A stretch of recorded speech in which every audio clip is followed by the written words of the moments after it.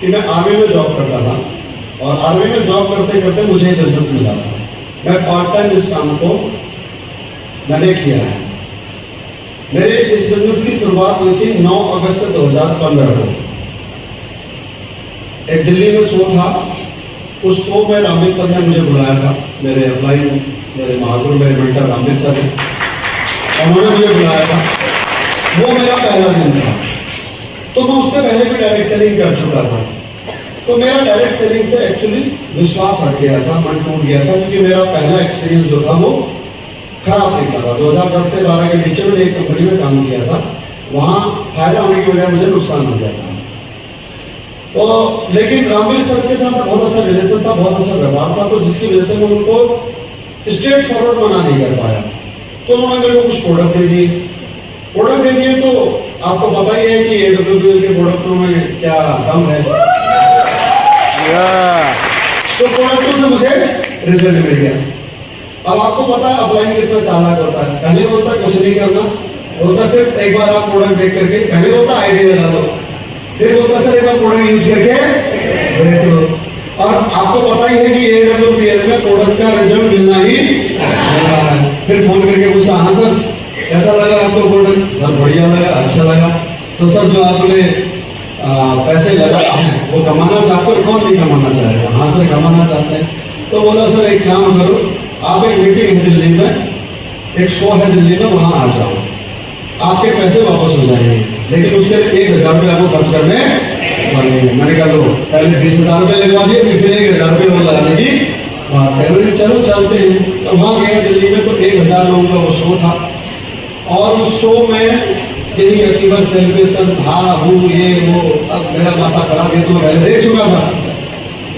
तभी एंट्री होती है उस शो के अंदर एक शख्स की, जो अपने बारे में बताते हैं कि मैं मैकेनिकल इंजीनियर हूँ, मैं फरारी का मेरे को जॉब ऑफरिंग लेकर आ चुका था, उसके बावजूद मैं इस बिजनेस को कर रहा हूँ। मैंने अपनी कॉलेज डिग्री के करने के दौरान बहुत सारी इन्वेंशन की हैं। 5,000 रुपये के रोबोट को बना करके 5 लाख के रोबोट से उसको हराया है, 5 लाख के रोबोट को कंपटीशन में। मैंने एक इको फ्रेंडली AC बनाया जो 50% बिजली रिड्यूस करता है, उसमें मेरी टीम को इंडिया लेवल के ऊपर 2nd प्राइज मिला। तो मैं उस व्यक्ति को देख रहा था, सुन रहा था, मैं बोला इतना पढ़ा लिखा बेवकूफ यहाँ क्या कर रहा है? तो और कोई नहीं आता, अपना इंसान जिसका नाम था विकास बोरा सर। तो वो जो बता रहे थे, मैं नहीं मानता उस बात को। वो बता रहे थे, उन्होंने स्क्रीन पे दिखाया, प्रोजेक्टर पे दिखाया, सारे सर्टिफिकेट, सारी अचीवमेंट, न्यूज कटिंग्स जो अखबारों में छपे थे, वो वीडियो जो अखबारों TV में आया था, समाचारों के अंदर। तो मुझे लगा कि यार ये इतना पढ़ा लिखा आदमी कर सकता है इस काम को, तो तुम कौन से खेल की लोगे? तुम्हारे पास में क्या अचीवमेंट है? सोचिए, इतना पढ़ा लिखा आदमी मैकेनिकल इस काम को कर रहा है। तो एक्चुअल में AWPL करने की मेरी जो इंस्पिरेशन हैं वो है विकास बोरा से। और ये बात आपके सामने इसलिए भी कह रहा हूँ कि आप की वो अपना ही है, उनकी टीम यहाँ पर बैठी है। आप मेरी टीम से जाकर के पूछोगे तो मेरा इंट्रोडक्शन यही होता है कि मैं इस काम को कैसे करूं, मैंने इस काम में मेरा AWPL में मेरा माइंडसेट कैसे बना, विकास बोरा सर की वजह से। बाकी मेरे को कोई इंस्पायर नहीं कर पाया, किसी से इन्फ्लुएंस नहीं हुआ, किसी प्रोडक्ट रिजल्ट से नहीं, किसी की इनकम से नहीं, विकास सर की टेस्टिमोनी ने मेरे दिमाग पे असर डाला। तो आप सब सौभाग्यशाली हो कि आप इतने पढ़े लिखे व्यक्ति के साथ में काम कर रहे हो। आपके लिए कितना स्ट्रॉन्ग पॉइंट है कि लोग जो समाज में कहते हैं कि ये तो कम पढ़े लिखे अनपढ़ लोगों का बिजनेस है, ये फेलियर लोगों का बिजनेस है, लेकिन नहीं, आपके पास में एग्जाम्पल ऑलरेडी पढ़ा लिखा सफल आदमी आपके साथ काम कर रहा है। अगर वो AWPL में नहीं होते, अगर वो जॉब कर रहे होते, तो आगे बताइए कितनी बड़ी पोस्ट पे होते, कितना वो लाखों रुपए का उनका सालाना पैकेज होता, राइट? तो आपके पास में एक स्ट्रॉन्ग, मैं अपनी टीम में कैसे करता हूँ उनको, मतलब विकास बोरा सर की अचीवमेंट मैं अपनी टीम में कैसे करता हूँ। भाई हमारे साथ मैकेनिकल इंजीनियर भी है, ऐसा नहीं समझना कि 10वीं 12वीं पास लोग इस काम को करते हैं, राइट? तो थैंक्स टू विकास सर जिन्होंने ये ग्रुप ज्वाइन किया और मेरे जैसे नेगेटिव आदमी को इंस्पिरेशन दी काम करने के लिए। तो एक बार मैं चाहूंगा विकास सर के जोरदार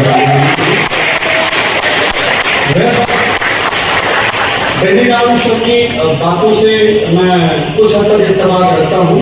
उतार लूँ, अपने अंदर ये बदलाव कर लूँ, अपने अंदर ये अपग्रेडेशन कर लूँ, तो मैं भी वो दुनिया के जो 1% लोग हैं सफल लोग, उनमें मेरी गिनती हो सकती है। Is that clear? ओके।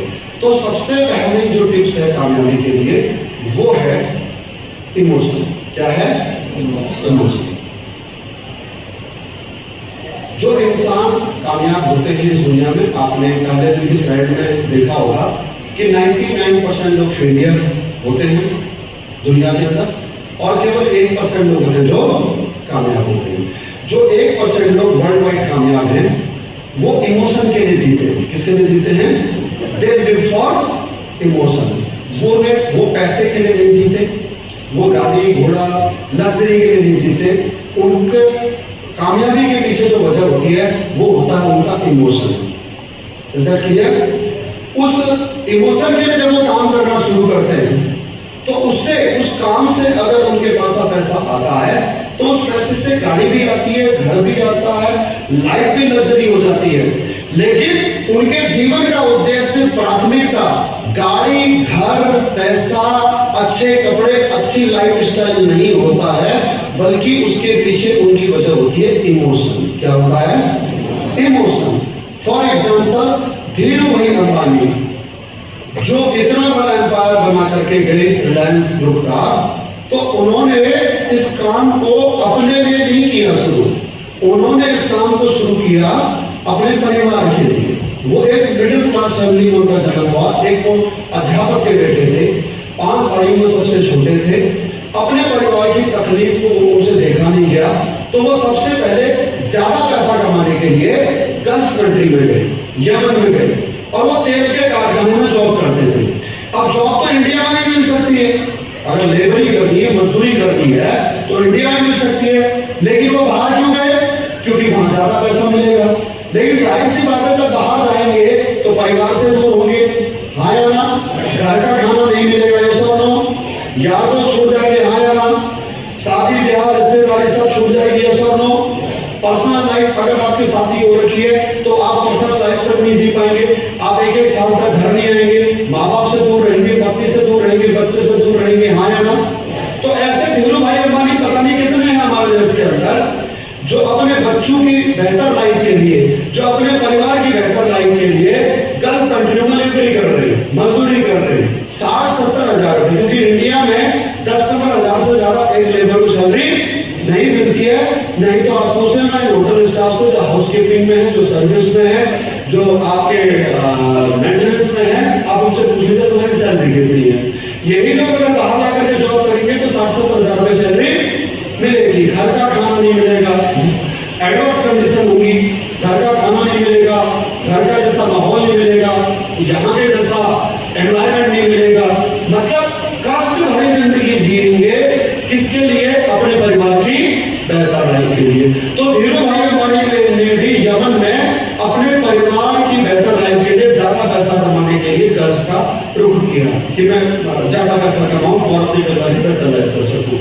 और वहां तेल के कारखाने में काम करते करते उनके दिमाग में कभी एक ये मैनिफेस्टेशन आया कि एक दिन मैं भी इंडिया की सबसे बड़ी रिफाइनरी कंपनी बनाऊंगा करके। राइट? कैसे बनाऊंगा, कब बनेगी, क्या स्ट्रेटजी होगी, क्या बनेगी, कुछ नहीं, बस भगवान से मांगा और अपना काम करते रहे, जो भी वो काम मिला।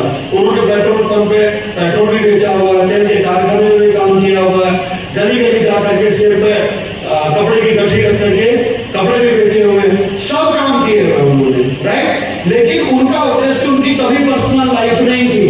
बात समझ में आई? पर्सनल लाइफ अगर होती अगर किसी इंसान की, तो वो इंसान अपने शरीर पर ध्यान देता, राइट? अपनी हेल्थ पे ध्यान देता। बात समझ में आ रही है? सही है गलत है? अपनी सुख सुविधाओं पे ध्यान देता। जैसा कि आप सबको पता है कि अंत में उनको पैरालिसिस हो गया था, पैरालिसिस से वो उसके बाद में फिर ब्रेन स्ट्रोक हुआ, फिर वहां से उनकी डेथ हुई। राइट? तो अगर कोई इंसान अपने शरीर पर ध्यान देगा, अपनी जो इच्छाएं हैं उन पर ध्यान देगा, तो परिवार को ध्यान दे ही नहीं सकता। मेरे कहने का तात्पर्य ये है, बात समझ में आ रही? तो जो भी लोग एडब्ल्यूपीएल में कामयाब हो रहे हैं, एक बार आप इनकी लाइफ से आप समझिए, राइट, कि ये लोग कैसे कामयाब होते हैं। ये कभी भी जो लीडर होते हैं जो कामयाब हैं, ये लोग डायरेक्ट सेलिंग बिजनेस को लेकर के या एडब्ल्यूपीएल को लेकर के कभी नेगेटिव नहीं होते हैं।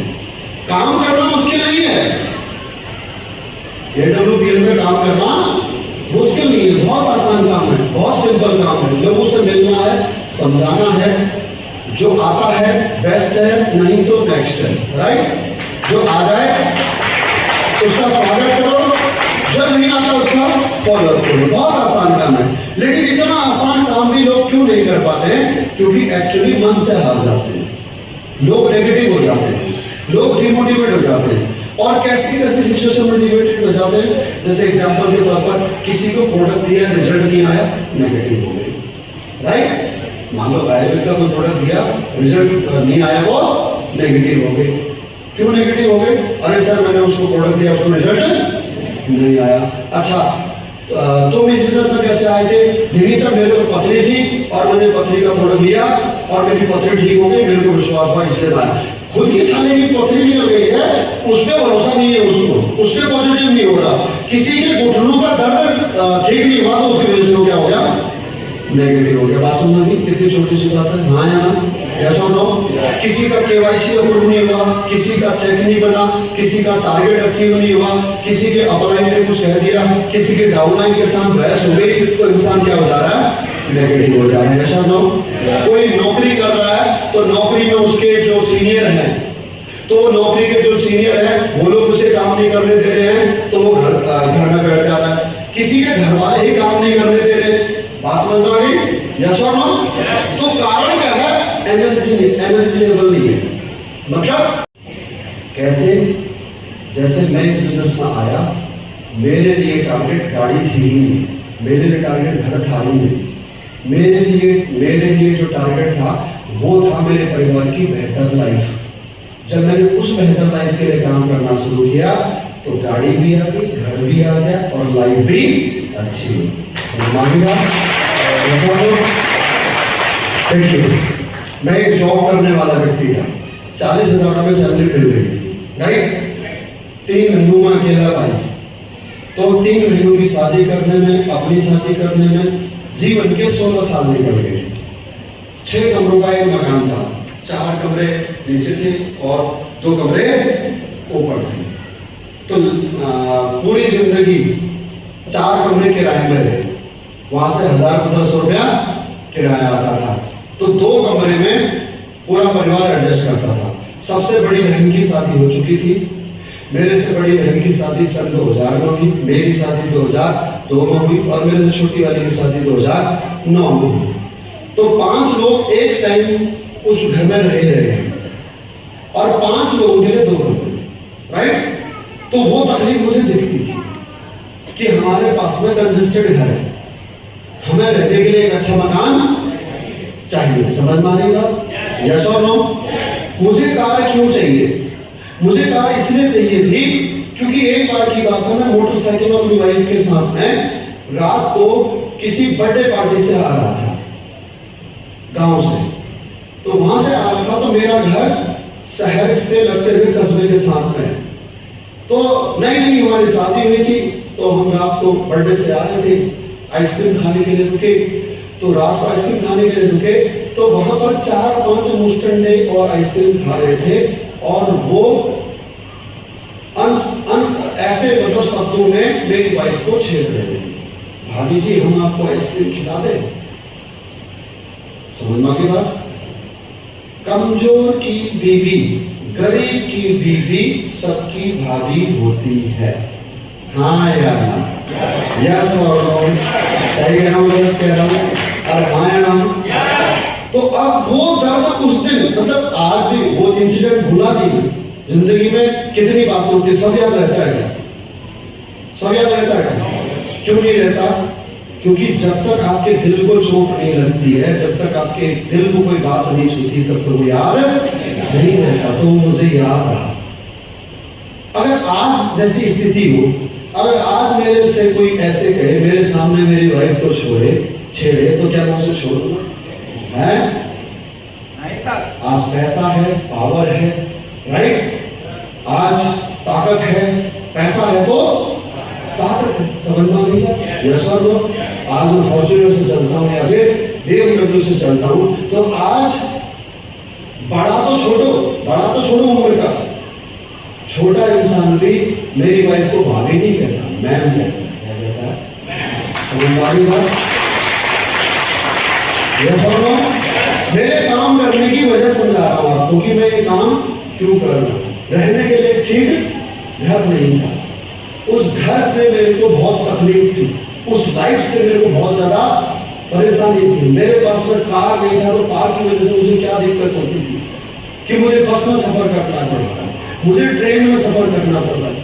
हमारे घर में इतनी इनकम नहीं है कि घर के सभी सदस्यों को एक गिलास दूध रोजाना मिल सके। हमारे घर में इतनी इनकम नहीं है कि हमारे घर में रोज परिवार के सभी सदस्यों को एक फल का पीस मिल सके, सेब केला कुछ भी मिल सके। समझ में आती बात? अगर कोई बीमार हो जाए तो उसका अच्छे अस्पताल में इलाज कराने के लिए पैसे नहीं है। समझ रहे बात को? बच्चों का बर्थडे आ जाए तो उनको सेलिब्रेट करने के लिए पैसे नहीं है। एनिवर्सरी आ जाए तो एनिवर्सरी मनाने के लिए पैसे नहीं है। एनिवर्सरी मना भी है तो पत्नी को गिफ्ट कर देने के लिए पैसे नहीं है।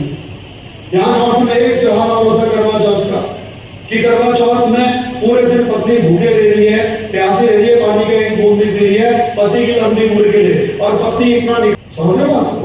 यस और नो? तो वो मुझे एक फियर है, हमेशा से रहा है। अगर मेरी कम के दिन मेरे पास अगर पैसा ना हो, मेरी डेथ हो जाए, तो मेरी बेटी की शादी कहाँ होगी? मान लो बिगड़ती नहीं है, लेकिन शादी कहाँ होगी? भगवान श्री राम ने कहा, हनुमान माता सीता का पता लगाओ। प्रभु जय श्री राम। हनुमान लंका जाओ, बोला जय श्री राम। ये नहीं पूछा कैसे जाऊंगा? अरे कैसी बात कर रहे हो सर? बोला पानी यहां से वहां तक। बोला क्या बोला? जय श्री राम। समझ में आ गई बात? यस और नो? हनुमान जी ने बोला क्या बोलते हैं, पूछ में आग लगा दो, बोला जय श्री राम। लंका जाना, बोला जय श्री राम। समझ में आई बात? आया ना? अब जब आप अपने लीडर पे इतना भरोसा कर लेते हो, अपलाइन जब डाउनलाइन पे इतना भरोसा कर लेता है, तो फिर डाउनलाइन किस प्रकार से लीडरशिप स्किल डेवलप करता है वो समझना।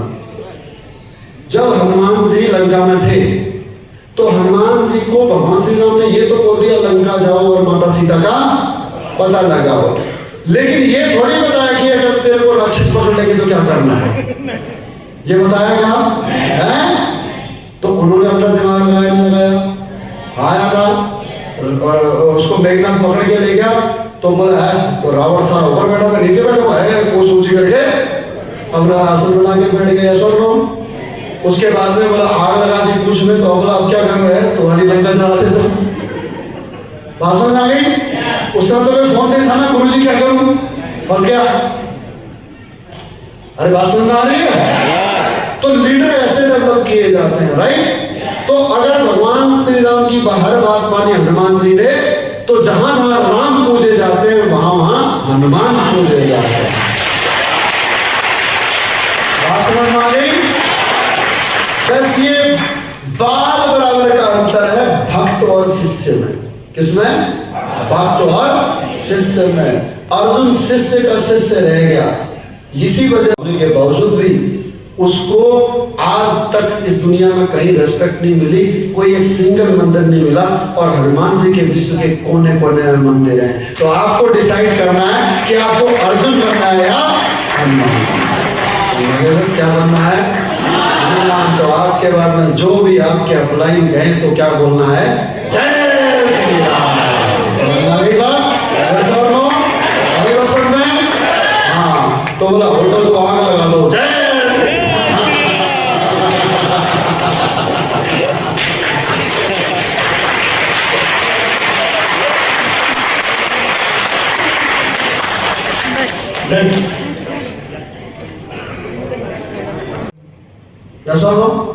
या फिर अपने भाई के जा सकती थी, वहां जा सकती थी, भगवान श्री राम कहते हैं जाओ तुम यही रुको या वहां चले जाओ, नहीं मैं तो आपके साथ ही चलूंगी, मेरा विवाह आपके साथ हुआ, जहां आप वहां मैं, आप महल में रहोगे मैं महल में रहूंगी, आप जंगल में रहोगे मैं जंगल में रहूंगी। ये है प्रेम का दूसरा उदाहरण त्याग। तीसरा उदाहरण लक्ष्मण का, भाई के साथ वाला मैं भी चलूंगा, क्यों? क्योंकि उनका नाता तो जन्म जन्मों का है। भगवान श्री राम विष्णु जी के अवतार हैं और लक्ष्मण कौन है? शेषनाग। शेषनाग के अवतार। तो उन्होंने जब वहां नहीं छोड़ा, उनको बैकुंठ में नहीं छोड़ा, तो यहाँ छोड़ेंगे क्या? मैं भी चलता हूं आपके साथ में, सब कुछ राज ठाट बाट यहां तक कि अपना वैवाहिक जीवन तक त्याग दिया, शादीशुदा थे। और सबसे बड़ा त्याग तो मैं उस स्त्री का मानता हूं जिसका नाम उर्मिला, लक्ष्मण जी की पत्नी। आज के जमाने में सोचिए, दो भाई एक परिवार में रहते हैं, दोनों भाई शादीशुदा हैं और बड़े भाई को माँ बाप निकाल दें, जाओ तुम घर से निकलो, और छोटा भाई अपने बड़े भाई के साथ जाना चाहे तो क्या उस छोटे भाई की पत्नी जाने देगी?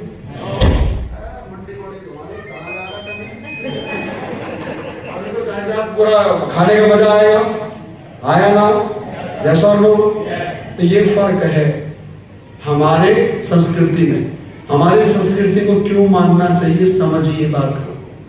आज भी हमारे देश में लोग मुगलों की संस्कृति के वशाधीन होकर के, वशीभूत होकर के अपनी वासना को अपना प्रेम समझ लेते हैं। मुगलों के कल्चर ने क्या दिया हमारे को? शाहजहां ने अपनी इच्छा पूर्ति के लिए अपने बाप को जेल में डाल दिया, औरंगजेब ने अपनी इच्छा पूर्ति के लिए अपने बाप शाहजहां को जेल में डाल दिया और अपने बड़े भाई का सर काट करके शाहजहां के सामने रख दिया। ये क्या है? स्वार्थ। क्या है? स्वार्थ। और ऐसे ही औरंगजेब हमारे देश में घूम रहे हैं। अभी वो सोनम राजू क्या नाम है, रघुवंशी, इंदौर वाली लड़की, शादी हुई 9 दिन के बाद में पति को हनीमून के लिए मेघालय ले गई और अपने बॉयफ्रेंड से उसको मरवा दिया। यस और नो? मेरठ में नीले ड्रम वाला कांड आपने सुना होगा, हैं? अरे वो भाई साहब, मैं तो उस लड़के को देख करके मतलब आश्चर्यचकित हो गया, जिसके चक्कर में उसने अपने पति को मरवा दिया। कैसा लग रहा वो चिमगांधी जैसा है, कैसी चुटिया और कैसी शक्ल, चमगादड़, बिल्कुल एक नंबर का चमगादड़। उसके लिए उसने अपने इतने खूबसूरत, इतने ईमानदार, इतने मतलब जिम्मेदार पति को उसने मार करके ड्रम में डाल दिया। कोई फ्रिज में डाल दे रहा है काट करके, कोई सूटकेस प्रेशर कुकर में उबाल दे रहा है, कोई सूटकेस में डाल करके फेंक दे रहा है। ये प्यार है क्या? ये वासना, ये हवस है, ये आप अपनी इच्छा पूर्ति के लिए कर। प्रेम एक ही चीज मांगती है, क्या? त्याग। क्या मांगती है? तो क्या आप अपनों से प्रेम करते हो? नहीं, लग तो नहीं रहा। करते हो तो प्रेम मांगता है क्या? त्याग। त्याग मांगता है। क्या मांगता है? त्याग। तो त्याग करना पड़ेगा अगर आप अपनों को खुशी देना। मोटिवेशन 2 प्रकार का होता है, एक टेम्परेरी और एक परमानेंट। टेम्परेरी माहौल के बीच में रह करके या किसी इंसान से प्रभावित होकर के आ सकता है, लेकिन परमानेंट मोटिवेशन इमोशंस की वजह से ही आता है। जब आप परमानेंटली मोटिवेट हो जाते हैं तो उसके बाद में आपको अपने लक्ष्य को प्राप्त करने के लिए लेनी पड़ेगी एजुकेशन। एजुकेशन के बाद में आपके काम करने का तरीका होना चाहिए पागलपन की हद से। जब तक आप काम में इस कदर में डूब जाएं कि आपके अपने ही लोग आपको काम के पीछे पागल है ये तमगा न दे दें, तब तक इसका मतलब आपके अंदर काम का पागलपन अभी तक नहीं आया। पागलपन की हद से काम करने के बावजूद भी परिणाम ना आए तो आपको रखना है पेशेंस। उसके बाद में आपको काम करना है सिंगल माइंड अप्रोच से। डायरेक्शन रहेगा, बैक करना। डायरेक्शन क्या? डायरेक्शन क्यों माननी है अपने अपलाइन की? ताकि वो हमें सही और गलत फर्क समझा सके। हमारा अपलाइन बेशक हमसे पढ़ा लिखा कम है लेकिन अपने काम में एक्सपर्ट है।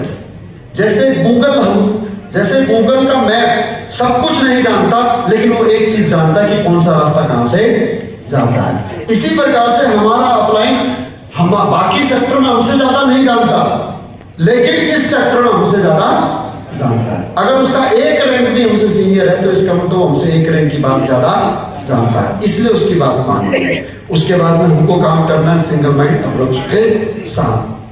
सिंगल माइंड अप्रोच से अगर आप काम करेंगे तो भगवान 100% आपको परिणाम देगा। इसका example Nawazuddin Siddiqui. Next, fear of failure, fail होने का डर कभी अपने भीतर मत बैठाना। आप इस बिजनेस में पिछली जिंदगी से बेहतर ही लाइफ पाओगे। अगर किसी इंसान के पास में ऐसा कुछ खोने को है जिससे ये डर लगता है, उस इंसान का डरना वाजिब है। लेकिन हाँ, मिडिल क्लास लोगों के पास है जिसके पास में केवल पाने के लिए खोने के लिए कुछ है नहीं, तो डरना क्यों? राइट। Next, sacrifice. कामयाबी क्या मांगती है? बलिदान मांगती है। राइट। बलिदान हमें क्यों करना है? अगर आप प्रेम करते हो अपनों से तो त्याग करना पड़ेगा। अपनी हर उस इच्छा का, अपनी हर उस अच्छी और बुरी इच्छा का जो आपको प्लेजर देती है, जिसमें आपको आनंद आता है, जिसमें आपको क्षणिक सुख मिलता है, उस हर एक इच्छा का, अच्छी हो या बुरी, आपको त्याग करना पड़ेगा अपने परिवार के। ठीक है दोस्तों, तो मिलते हैं आप लोगों से फिर कभी।